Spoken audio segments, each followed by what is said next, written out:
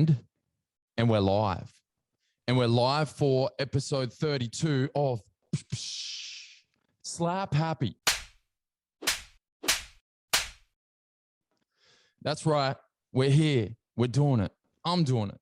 And today I'm doing it with a very special guest. He's a former NRL player, represented his country at the highest level, has now started a clothing brand called YKTR, and is, in my opinion, the content king of Australian sport. Ladies and gentlemen, make him feel welcome, Isaac John, a.k.a. Ice. Let's kick it. Hey. love the energy, love the energy. Ice, ice, baby. Yeah. Bro, that was probably the best intro I've had in a long, long time. So thanks for catching me up. I love the energy. Yeah, so let's get into it. I'm pumped to be here. Beauty. So me and my brother kind of do a little thing with when we meet each other and when we have podcasts together, we do like a bit of a mental and physical health check-in. Basically just to, just kind of take stock of where we're at and, make sure that we're on track kind of thing. So I just is that okay if I do that with you today? Yeah, 100%. All right. So mentally and physically, where you at? How you feeling? I'm in a good place right now. I'm currently doing a 75 hard challenge made famous by Andy Frizella. So I'm about 13 days in. So eating super clean, working out 2 times a week, and sort of health as well. So once you start moving, obviously all those endorphin hits start to hit your brain, and I get a lot done in a day anyway, but this is just sort of me trying to level up to another level. So man, I'm good mentally. Yeah, in a good place, doing good things. Yeah, trying to help a few people, doing feel like what my purpose is in life, and physically losing weight as well. I'm just feeling a lot better, a lot clearer. So I suppose they kind of go hand in hand, right? When you get the physical moving in the right direction, it kind of looks after the mental, and vice versa. Yeah, 100%. So like they say, like health is wealth. So man, like there's times in the afternoon where I don't really feel like doing my second session, but I'm in, like, as soon as I start moving and once I finish it, I feel good. Like you've achieved something. And like I said, exercise is always an endorphin hit, and we chase endorphins as humans because it makes us feel good. So we can actually manipulate that through exercise. And that's what I'm doing at the moment. And I feel good, bro. I feel good, really good. Do you reckon, because I've been obviously watching the 75-day challenge, you look like you're pumping through it. Do you think you'll get to the 75 pretty easy? Yeah. Oh, like obviously, like I've planned for it. So one thing I figured out within business and pretty early on is like, if you don't have great systems in place, you don't have a solid base, something always crumbles down and falls. So I've kind of breaking it up into 7 10-day blocks. So the first 5 days, just got to get through it. You're sort of running off motivation and excitement, and it is a little bit hard. But then after that, these next 7 blocks of 10 days are really mapped out. So I know exactly what I'm eating. I know what I'm going to be doing for exercise. I know when I'm going to go grocery shopping, and I've got a theme attached to it as well. So I kind of built the systems that I have within business into my personal life as well. So I'm in the 10-day block now. So like say Monday, I know exactly what I'm going to have for lunch. I'll break your lunch, dinner. I don't have to think. Once you take away the thinking aspect, take away the choices. Take away choices, the paradox of choice. It's not too much choice is a bad thing. So when I wake up in the morning, I know exactly what I'm going to wear. I know exactly what I'm going to exercise. I don't wake up and fuck, what am I going to do today? Yeah. It's raining outside. Like you give yourself an hour in your own head, man, you can get in your own way. So I try and avoid all those types of situations. Yeah. And it's through choice. Like too much choice is a bad thing. So I love that. Pretty cruisy with what I eat and stuff. Like I'm stick to a diet, but like I'm not craving anything at the moment. I'm good. I think I'm 12 days in, so I've still got a while to go, but I like to see the end result. And obviously when you've built a business as well, it reminds me of like a lot of it's like really flatline, and you start to peak towards the end. Marginal gains And delayed gratification. That's what I see this as. So I just see it as another challenge and something I'll evolve off the back of. And I'm measuring lots of other things as well. I'm measuring like not just personal growth, but business growth as well. Like how well does our business perform when I'm operating at this level? Do I make more money? Do I get more? Cool.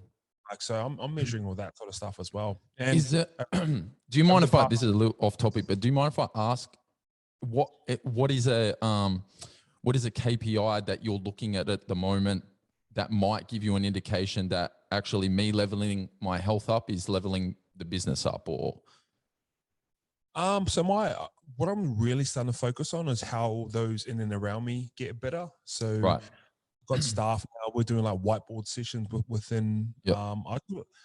My reflection as me as a business owner is not just measured on like numbers and stuff like that. I really want to look at staff and sort of how Yep. they sort of shape up a year from now. So Yep. one of my biggest KPIs in life is like, I don't want to be in the same spot as it was last year, Yep. financially, mentally, in terms of equity within businesses, in terms of helping people. I never want to be in the same spot. So if I can build those systems within staff as well, that's how I'm kind of measuring things right now. It's not just always about me, and I need to do the stuff that I need to do to get to the points where I need to get to. Yeah. I also want to take the crew with me as well. Yeah, that's great. I love that. Being a leader. I enjoy Beauty. it. All right. Well, I wanted to talk about the transition from, because I was thinking about this the other day, like the transition from professional athlete, structured, lots of support, right? In terms of like when you're in the professional setup, you got, your health guys, your diet guys, you've got all these people around you kind of like, I'm assuming probably helping you build structures, right? Yeah, 100%. And then to go from that to entrepreneur, which is like the total opposite, no structure, no support. You got to build that all yourself. You got to figure out all that yourself. You got to set those, as you talk about, you got to set those rules and those guidelines. How did you find that? And what did you do to, how did you build those structures for yourself? Just sort of self-awareness. So like you said, like when I left football, I was scared of working a normal job. It was like my ultimate fear of working for someone else. And the reason why I chased entrepreneurship is the way how you perceive entrepreneurship now, like freedom, get to do whatever you want. Like that's what I thought I wanted within entrepreneurship, but it actually wasn't the case. So when I probably about 6 months in, I used to just wake up whenever I wanted. I'd work whenever I wanted. And I thought that was freedom. It actually wasn't. Yeah. So what I realized is I sort of stopped and took a look back at my whole history. So obviously you have parents and they tell you what to do. You go home, you eat whatever you got to eat. I mean, you went to school, you're told what to learn.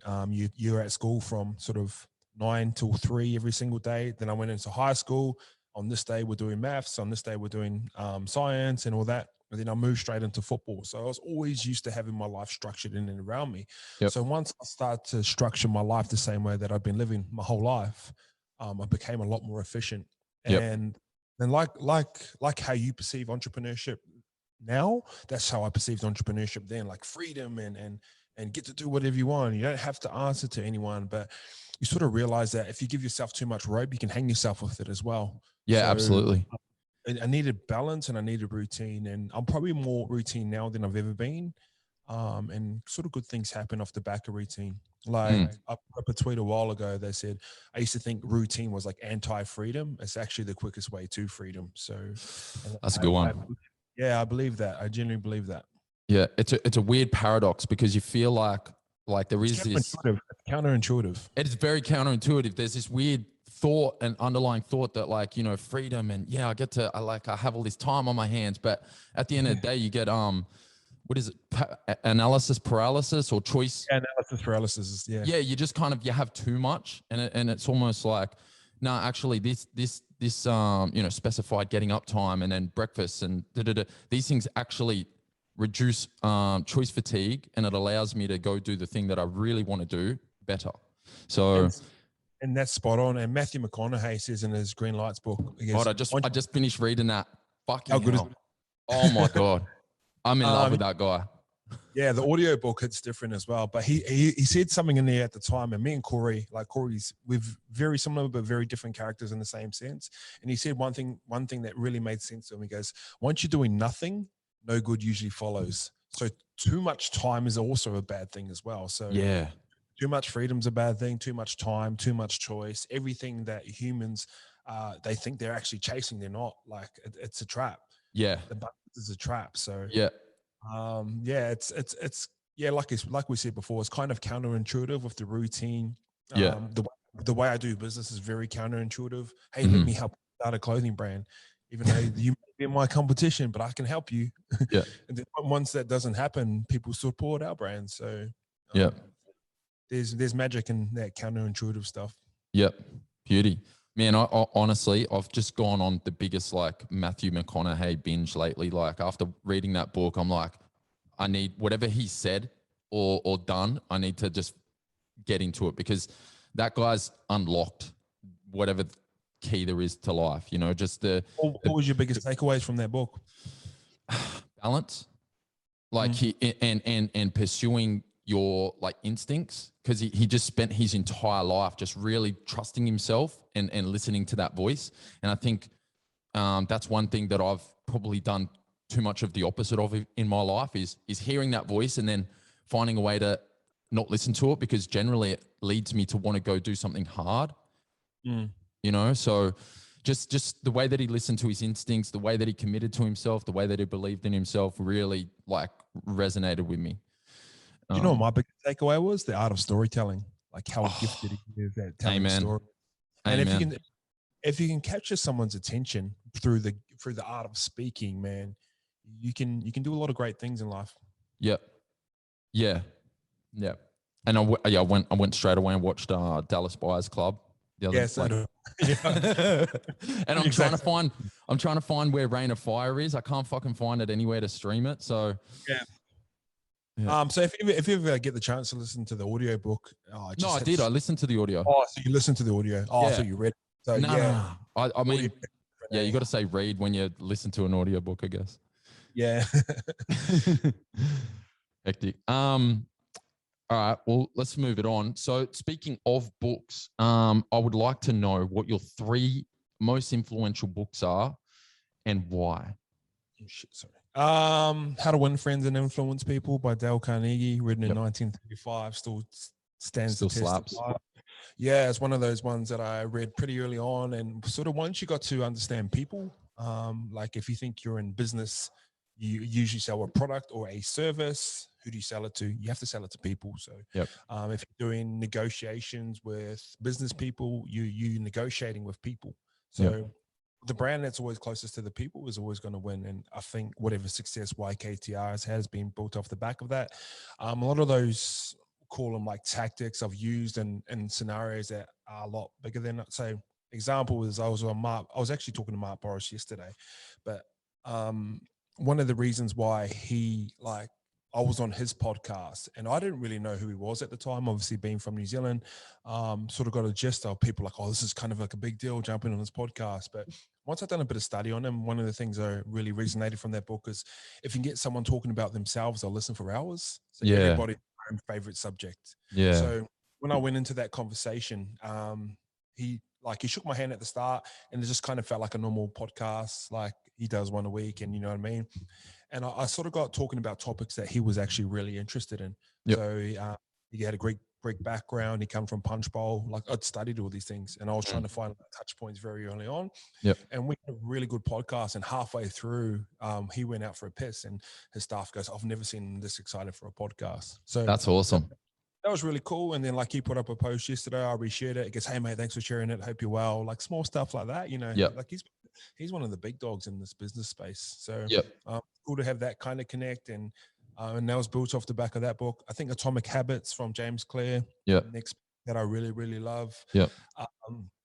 Just if you think about compounding habits over time, like you just like those delayed gratifications, like those micro wins, just makes sense. And you can have good habits and bad habits. And if you compound good habits, good things are going to happen. Number 3, I'm just going to go a real simple one. I always have this as a cliche one. It's called The Alchemist by Paulo Coelho. Very, very it's a fictional book, but built around a pretty good storyline. And when people start to get into reading, I really kind of push that on people because it's an easy read. And like, I don't think we're wired to remember facts. Like this is the example I always use. If the Titanic didn't have James Cameron in $1 million budget and didn't have Leonardo DiCaprio, with that narrative, like how many people who actually know about the Titanic sinking. Yep. So that's like, in our brain, like we're taught to remember facts, but we're actually taught through storytelling. So The Alchemist is similar to that. Very great message with a fictional storyline around it. So those are my. Yep. And you think about like memory champions and like people who have incredible, recall. They remember facts through the storytelling, and I walked into this room and then I did this, and That's like, I've tried to do all that sort of number stuff as well.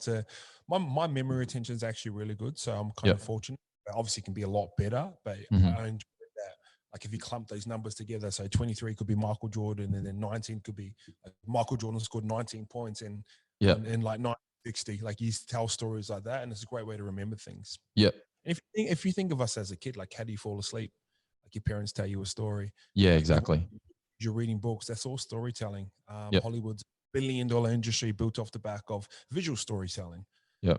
Matthew Mcconaughey's book's great because it's storytelling. So you can storytell around a fact and use analogies, and that's kind of how I communicate, and I feel like it works. Yeah. Yeah, 100%. And actually, now that you say that, his storytelling in that book really does drive home these like big overarching kind of like, life truths, without doing it in a self-helpy kind of way, just kind of like just does tell these stories. And then out of it, you just get this little nugget of like, oh, wow, that's okay. That makes a lot of sense. And it's just a roll off the back of that. Like my highest converting content is tweets. So I'll write a tweet, screenshot it, and post it. Yep. His communication style is very similar. Like he'll tell a long story and then he'll be like, bumper sticker. Note to self. Yeah. And like those little short, sharp things, especially in this day and age where attention span super small. Yep. I feel like those things really resonate because I'll read it and then I'm like, oh, it's a thought-provoking line. Yep. Yeah. And then I'm like, oh, that's cool. So he communicates in that style. He'll tell his long story. Then at the end, like, note to self. Note to self. I really enjoyed that about him. Yeah. All right. So it's actually really, really cool that we're going to do this chat at this time because, and this is probably the main reason we're about to get into now. So I want to say, I probably should have done this at the beginning of the show, but I just wanted to say that I am very grateful for you and all the guys at YKTR and YKTR Sports, the energy that you bring to your content, the truth and the storytelling that you bring to your content on a daily basis is, I mean, it's not just motivational, but it gives me something to like kind of aim at and aim for. And I'm just super grateful for everything that you guys do over there. It's hectic. Very kind words. And yeah, obviously there's strategy behind it, but the core ethos is we want to entertain or educate in some way, shape or form. And obviously there's a lot of benefits off the back of that. We get brand awareness. And obviously when we start to sell clothes, there's marketing strategy behind it, but at the core ethos of it, like some of the best things we get is sort of a comment like that makes me feel good. I get DMs like that as well. Also get a bunch of hate too. So they really balance each other out, but I'm grateful for those as well. Do you mind if I ask, so where did the Grateful start? I've always been mindful of gratitude. I had a tweet come up, a Facebook on this day type of thing come up, maybe from 2013, and I used to write, cultivate the habit of being grateful.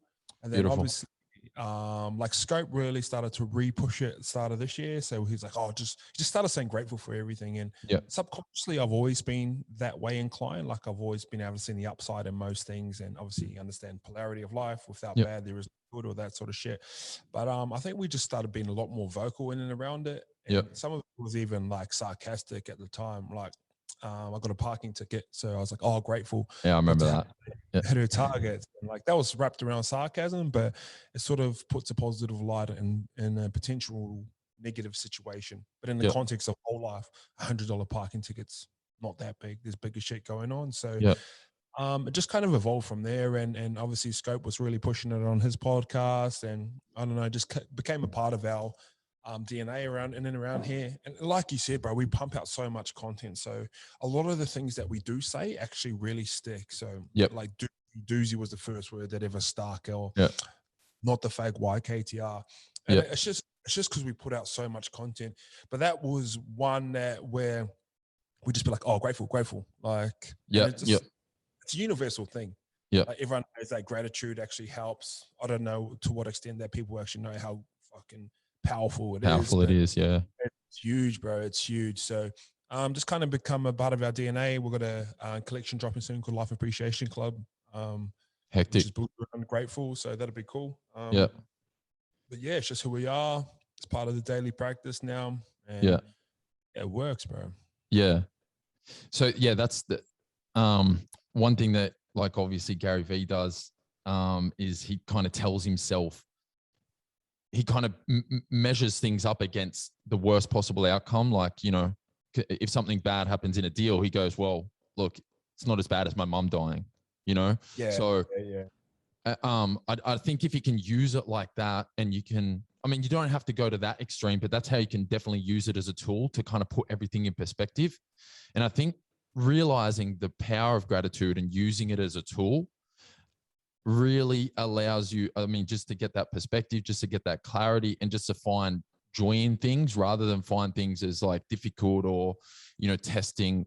Yeah, it actually becomes something that's empowering, you know, that this problem or this, you know, hurdle is now something that's going to build me up, not bring me down. And I think that really comes from your ability to tap into gratitude. And it's kind of how I see like religion. Like people believe wholeheartedly in this thing over here, and they sort of align their life towards it every single day. Like gratitude's my religion. Like I just generally wholeheartedly believe in it. Like I think it's one of those things. That's the name of this podcast. Gratitude is my religion. Gratitude's my, it is. And like I'm an atheist person, and like this comment may annoy some people because obviously they've grown up believing in religion and organized religion and having a God and stuff. But like gratitude, you can't really see it, you can't really touch it, you can feel it, but in the same way that people sort of feel a similar way towards God, you know what I mean? So for me, this is it. And like people wake up and pray every day. I wake up and be grateful every day, and I sort of align my life towards that. And it has a core set of values like the 10 Commandments does. It's just what we do. It's very interesting that you make the parallel to religion.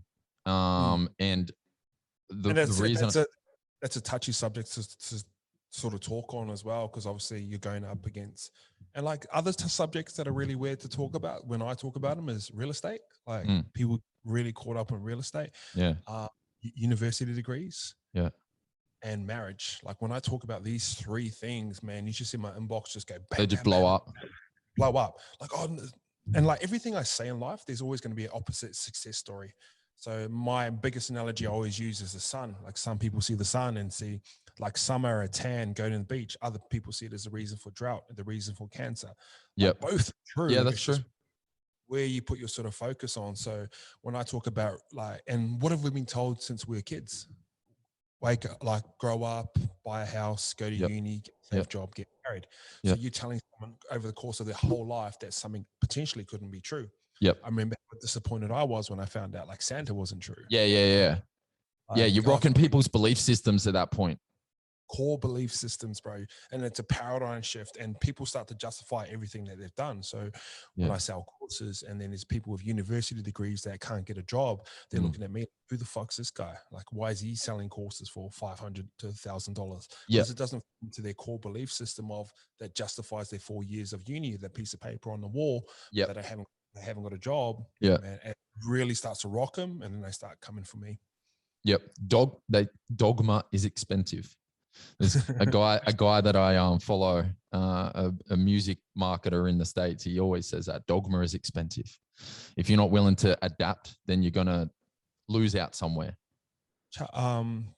What's a human evolution? Like adaptation is the key to survival. I think it's like the first rule. If you don't adapt, you don't survive. So, and like I said, like even when I talk about real estate, everyone's like, I rent in Bondi. They're like, oh, that's dead money. I was like, do you know what interest is? Like,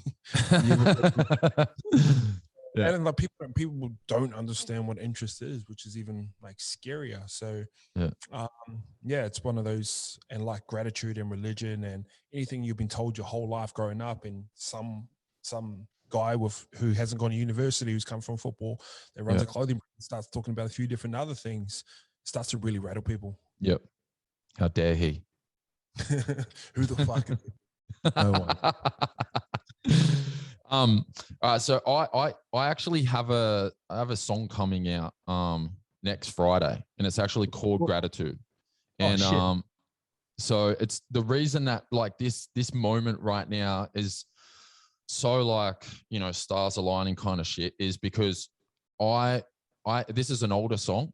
I wrote it like 3 or 4 years ago, and I kind of like let it just kind of like sit in the trash can. And it was, I only put the demo on like the other day, and I'm, because I say like it's all about the attitude. I'm just praying for some gratitude.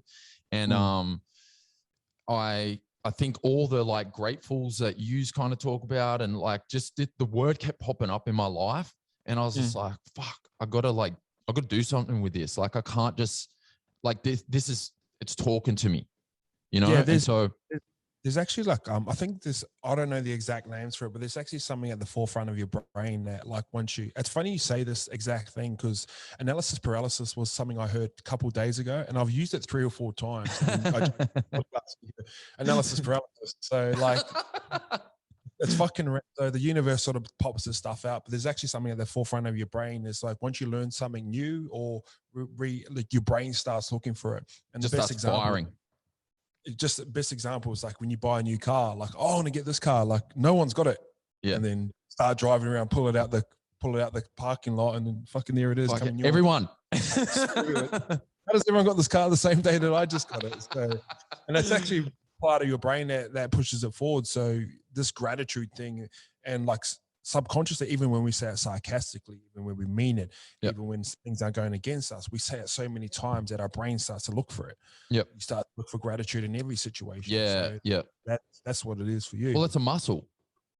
You know, the same way that people train it to be pessimistic. You know, people who are inherently negative, they train that muscle all day long. Oh no, I'm going to be like, oh no, I'm going to miss out. Oh no, this, you know, but the same is true for gratitude. If you see everything as like, oh no, actually that's pretty fucking good. Oh, that's beautiful. Oh, you know.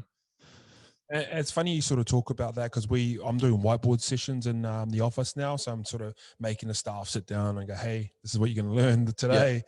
And we had one yesterday, and it was actually built off the back of gratitude. So last week we had a pretty like drama-filled week. Corey got in a bit of trouble. Yep. We had fake tweets going around calling like girls, stuff like, which was pretty full on. Yeah. The brand, and like I said, like say this is the polarity of life. Here's negative, here's positive. In the middle, centered, where you want to be, grateful, love, all that sort of stuff. So what was happening is we were getting compliments, and if you favor the compliment way too much, it balances out. Like hate will come. If you don't center yourself, the world's going to center yourself for you. Yep. And like, and I said to Jordan, I was like, someone goes, Jordan, you're the fucking man. What do you say? Oh, grateful. Boom, pulls you back. Yeah. Jordan, I hate you. You're the worst podcast in the world. Grateful. Yeah. And that way you're not on the pendulum swing like that. So if you start feeling yourself way too much, the universe is going to start throwing some hate, and people are going to start DMs. That swing, bro, that swing from love to hate is a massive one. But if you're always around here, if you're always around nice and centered, beautiful place to be. And you start to become unemotional with decisions and stuff like that. Like I've got this guy chasing me around YouTube at the moment because I didn't make the right statement on Corey, and then he's just going bang, bang, bang. And you can't block him. I wouldn't want, like, I only block people if they're like proper negative, but just like it's just wasted, and it's out of his control. It's out of my control. Like I've reacted to it. I've put my words down to the universe, and like that's it. Like I'm moving on. Like, and so people get so caught up with the emotion and the opinions and sort of stuff like that it actually ruins their day. Like people that hate YKTR, I'm like, why don't you use that energy to go support like a brand that you actually love? Yeah. Instead of your time like watching all our stuff and like picking apart everything. I say, I could do an hour podcast. 59 minutes of it could be great, and I could say one thing wrong, and that's where it's coming. Like come to me and like, oh, cool, this is it. So I understand all that exists, but yeah, it is what it is, man. Do you like? I mean, it's kind of at the 8:30 mark. You gotta. No, you're right. Keep going. Okay. Because you seem like you like that kind of stuff doesn't really affect you. Like I'm sure there's at some level there'd be something going on, but you seem pretty chill about some of this stuff. Like, have you always had that kind of like ability to? I think I've seen it through football. So it's like football, one of the biggest lessons you learn with football, like everyone either loves you or hates you. And in a week it can change. So they say a week's a long time in rugby league, and you sort of learn that. But I think just over time, and probably like I'm 32 years old right now, and a lot of people that hate on me are hiding behind fake accounts. Like, and that perspective that Gary Vee says, like, you don't know what someone else is going through. So you got to be in a pretty bad place for you to see someone that's actually trying to do something with their life and go, you know what? Fucking hate this cunt. let me go set up an email account. Let me go set up a whole new Instagram account. Yeah, like that's the thing. It's so much energy. Oh, bro, that's effort, man. That's effort. Like, when you forget your password and you're like, oh, fuck, now I have to go forget password, go into your inbox. It takes about 2 minutes, but man, for me, that's effort. Imagine going out your way to set up a fake account, a fake email, and sort of roll for that. So, like, you got to put and like, there's guys that pay us out and they'll put their name to it. And I actually respect that. Yeah. I actually jump DM sometimes and talk to them. I was like, oh, hey, bro, like, I know you don't like us, but that's cool, man. I respect you. Yeah, you were talking about old mate the other day, and you respected the fact that he kind of, and I'll fuck with that hard. Like, say it with your chest. Yeah, 100%. And he goes, I think 90% of this shit you say is fucking bullshit, but I respect it. I was like, you know what? Yeah, that's mad. So, like, I appreciated that guy. It's just refreshing. Like, it is. You're so used to getting hated on behind fake accounts. It's like, oh shit, this guy's actually got followers. So, yeah, that's pretty cool. You can kind of like,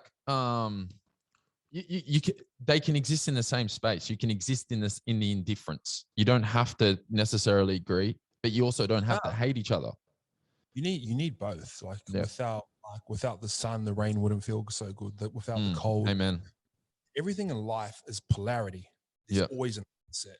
But every opposite is exactly the same, and this confuses people. So think of cold and hot. All it is temperature. It's on the same like pole, but you're focusing on different areas. Right. So if you have success, or like, let's just use like when I went carnivore for a bit. So I was only eating meat for about a week or for about a month. So I was talking about carnivore stuff, and I keep pumping this stuff. What actually happens is, if I keep pumping it up, there's always going to be a resistance somewhere. The universe is trying to balance it out somewhere. So you'll get vegans coming through and go, boom, boom, boom. So that's just the world just balancing itself out. So everything has an opposite. You need to understand that. So without failure, there wouldn't be success. So the bigger we go, the bigger the resistance is going to be. The more supporters we get, the more haters we're going to get. Right. So the universe is constantly searching for balance, and it's always going to be that way. But you have to understand that both exist. And what's the key? Gratitude. Bro, thank you. And I always say, like, KPIs are haters are a KPI of 2021. Like, you need. Yeah, that's true. Like, boos are just like, when you play football, boos are just as good as cheers. When you run out and everyone's going, boo, fuck you. Yeah. Like, that's motivating, because that people don't boo anyone. Yeah. Like Melbourne Storm right now, they get booed. That's a good point. That's a good point. They boo who they care to, or who's really good, or they really want to see fail. But either way, they're showing emotion. That's it. And it's all attention somewhere. Yeah. You monetize attention. Yeah, exactly. Do the boys, like all the guys in the office, do you do any work with them to kind of like help mentally prepare for this stuff? Or does it? We're always sort of, I want to build that into education in around here. A lot of it's kind of built off the back of, I always talk about them, that Mr. Miyagi style thing. So Jackson's an example of that, where like we kind of move really, really quick around here. So like, oh, Jackson needs to do this, do this, do this. And like over time, like when he jumps on a podcast, he might not think what he knows, what he's talking about. But if someone asks him a question, it's just kind of like bang, bang. So he's been like waxing on, waxing off, and Yep. he gets into a karate fight, he can all of a sudden parry. Yeah, So exactly. you kind of get that education in around here. Mhm. I'm very transparent with everything. Like Mhm. a lot of it's based around money and target sales. People come in for meetings. The boys, I always say to the boys, when people come in here for meetings, boys, make sure you got your ears up, make sure you're listening, because people would kill for these types of conversations. Yeah, bloody oath. And you just get this business education that is really good. And I actually think I'm a pretty good entrepreneur, to be honest. Like, I think I'm going to do some really big things, and I'm training towards that way. And I'm balanced enough to know that, like, I'm okay, but I've still got a fuckload to learn. So yeah, and I think balance is the word. I see you as someone who is very balanced and who spends a lot of time and attention to the detail of being more balanced. Yeah, it's important, and then it all falls back on that polarity and gratitude. Like, that's kind of the theme of this whole podcast. So yeah, and like, it's a lot of the stuff takes time as well. So yeah, but like I said before, there's sort of the next KPI I'm focusing on is how well I can build this staff up, and hopefully they hit all their goals as well. Because yeah, I'm beauty. single. I don't really have a family or kids. I've got a dog, but like, I want to be in this position. I'm not spiteful in any way. Yeah, 100%. I just sort of see these guys as not projects, but I just want to help them as humans. Yeah. So I'll fire. I'm mindful of your time, so I'll fire off a couple of quick fire questions, and then we'll get out of here. Hey. Oh, sounds good. Beauty. All right. All-time favorite podcast guest, dead or alive? Could I have someone on? Yeah. Oh, Gary V for sure. Okay. First of all, just to thank him. I'm like, yeah, bro, thank you. Fuck, you've changed my life. Yeah. So, but then, like, a lot of people, like, I'd treat it as a pure consulting session. I've got an hour with you. All right. I already know your backstory, all this sort of shit. Fucking give me some advice. Yeah. Yeah. I think that I kind of like, I've gone with the, like, making a decent conversation podcast angle. I think if I ever chat to you again, I'll go with that angle. Yeah, that'd be the guy, I reckon. Yeah. I charge, like, this will flip people. I know. 800 to $1,000 for a consulting session. That's bullshit. Yeah.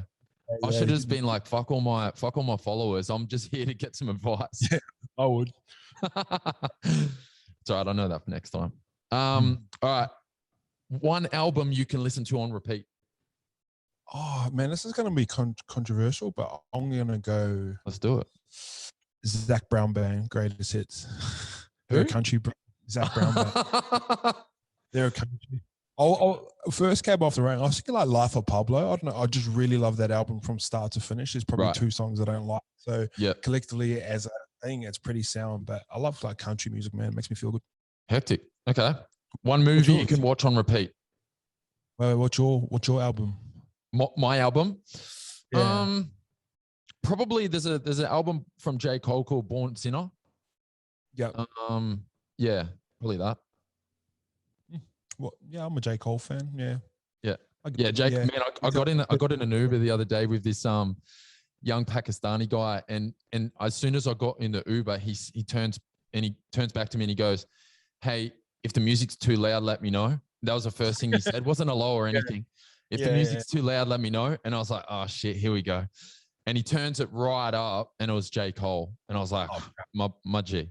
First ever 6 stars on Uber. Congratulations, my guy. You just got 6 stars. Yeah. All right. Most terrifying moment since starting YKTR? There was this time we got this tax return. I didn't really understand tax at the time. And I thought like tax return was very similar to a personal one. So like, oh, we've been putting money into the business, so we're going to get like this money back and we can really grow our business off that.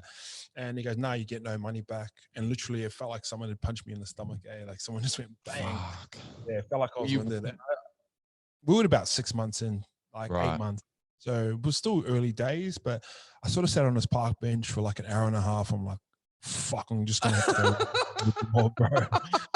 And you know, like, honestly, it felt like someone's punched me in the stomach, but then that feeling of working for someone else made me feel worse. Yeah, so right. Okay, let us figure out a way. I'm trying to do it, and sort of glad we didn't give up. Yeah, I'm very glad that you didn't give up also. The most gratifying moment since starting YKTR? We get multiple. Like a lot of them, we sell out of hoodies in like 4 minutes at the moment, which is kind of a vain metric. Yeah, that I don't feel any different. like at 6 o'clock to 6:05. Like I don't feel any, like besides gratitude saying, oh fuck, we got these people that fuck with us. Yeah. I don't like, it doesn't make me feel any different way. But some of the most gratifying moments are like people getting product and like crying. Like hoodie's a hoodie, bro. Like this is a black hoodie. Yeah. But that people can actually get one and it forces them into an emotion of tears. It's a pretty cool feeling. Random one is like I had a guy wearing like a varsity tee, which is just like a plain tee, having a baby. All right. He was at the bottom going like filming it. Go, hey bro, I just wanted my wife's here right now. And the first thing I want to see is YKTR when he comes out. Like that's pretty. A year on from that, like a lot of kids, we had varsity kids tees floating about, and that's going to be their first ever birthday photo. So when they think, holy shit, when they're at their 21st and they're like, oh, this is your first, there's always like, I think about stuff like that. That's pretty crazy. I think hiring staff is pretty cool. Like, I think we've got pretty cool giving people an opportunity, and it's not like just flicking out opportunities. It's like earned opportunities. Yeah, 100. Yeah. So I'm not just handing out shit willy nilly around. Yeah. They've actually earned it, and then looking forward to that little next phase when I reckon, like, obviously people are going to leave YKTR. I hope they leave. Like I see us like the Melbourne Storm, where we've got a good club environment and we'll build you up, and if you leave, you're going to get a pretty good deal somewhere else. But hopefully they all stay. It seems like they're all pretty bloody happy at the moment. So yeah. It's good. All right. Got a couple more and then we'll get out of it. All right. Who would you rather play with in their prime? Slater or Turbo? I'll just say Turbo right now. I think he's trending towards, like, obviously we respected Billy Slater and everything he's done, and one of the best to ever do it, but just something different about Tommy. I don't know. Like, it's hard to like pin down what the actual thing is. Yeah. Like it's obviously everything, but it's like, it just doesn't make sense how he's able to just move around and beat tackles and beat play. Like it feels like a man playing with children sometimes. Yeah. And like, obviously GI had that sort of element about him, but I think thing about Tommy, and obviously I know Tommy personally as well, like he really, really cares about football. He really, really cares about Manly. He really, really cares about New South Wales. And most of all, he really, really cares about winning. Yeah. So I've never seen him and his brother take losses harder than I've seen anyone. Like round 3, like playing the Bulldogs, lose a game. Like, you think the boys are in there going. And then they're not like, everyone will compare their pay wickets, because Tommy could potentially be the first $1.5 million, $2 million player a season. Yeah. And he's actually worth it, but he'll never. I don't think he's the type of guy that will settle. Yeah. It's just not the way that they're raised. It's just not in his DNA. Yeah. It's just sometimes the universe fucks up and gives someone all the talent, all the aggression, all the. And then all the like height, speed, he's fit, he's skillful, he's good at multiple different sports, he can kick off both feet. Sometimes nature fucks up and just puts them all into that basket, and that's Tommy Turbo. He stole a bit of it for everyone. Yeah, pretty much. All right, Joey or Thurston? Who would you rather play with in their prime? Joey. He's just my favorite player growing up. I think if you look stat-wise, Thurston would be better.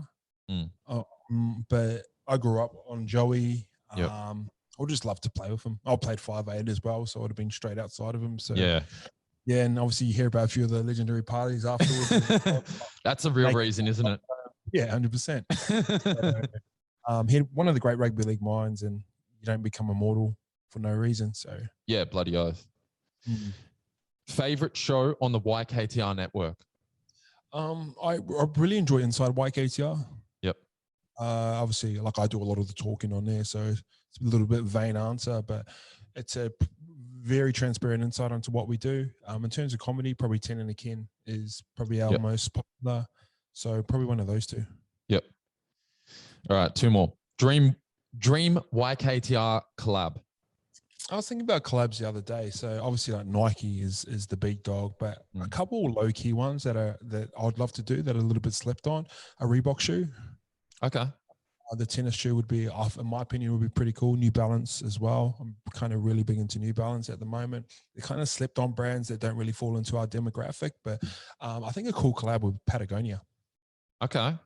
What are we thinking? Vest or I love the vest. I love the puffer jackets. I Yeah. love the core branding of the colorways that remind me of like a sunset sky. Yeah. It's kind of an outdoor brand. I'd remarket it as like a city brand. Yeah. Like you think all their stuff sort of like outdoors and Yep. snow and stuff like that. When you're walking through the city in Melbourne and it's fucking skyscrapers, it bro, feels every second person has one. Yeah. yeah, I know. And like I don't see marketing trending towards that in Yeah. terms of Patagonia or even like Kathmandu, for example. Mm. That's what I'd be doing. That's how I'd market it. It's pretty smart. I like that. All right, last one. Who do you think is going to win the 2021 Premiership, and why is it Parramatta? I actually don't think it's. You actually look like Lukey a little bit, and you fucking support Parramatta. So this is fucking flipping me out, bro. I think Melbourne win it. Yep. Just been there, done that. It'd be them and Penrith in the final, hopefully. They're just probably the only side that can battle or match Penrith at the moment, and I think they're just a little bit better. Just it seems like they're slowly starting to pull away at the moment. I thought, and they're missing players like Nelson Asafa Solomon is away, so yeah, I think still got Melbourne Pap to come back. Pap to come back. Then Nico Hyde rolls onto the bench, so he rolls in at 13 when he comes on. Yeah, a healthy, happy, coached by Bellamy, got talent, one of the greatest systems to ever do it. Man, I think they get it done again. Yeah, fuck. It's scary, isn't it? They're just going to keep winning. Systems, man, great systems. Great over systems. 20 years, you get the Melbourne Storm. You get the best player to ever play rugby league, played 400 games, leave. You don't even notice him. And that's with the most respect. That's scary. I say that with the most respect. That's how good they are. Yeah. Yep. Amen.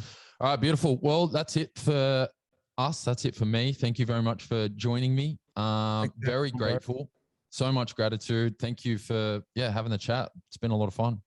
All right, bro. I appreciate you. See you later. Yeah, thanks, Ice. See you, brother.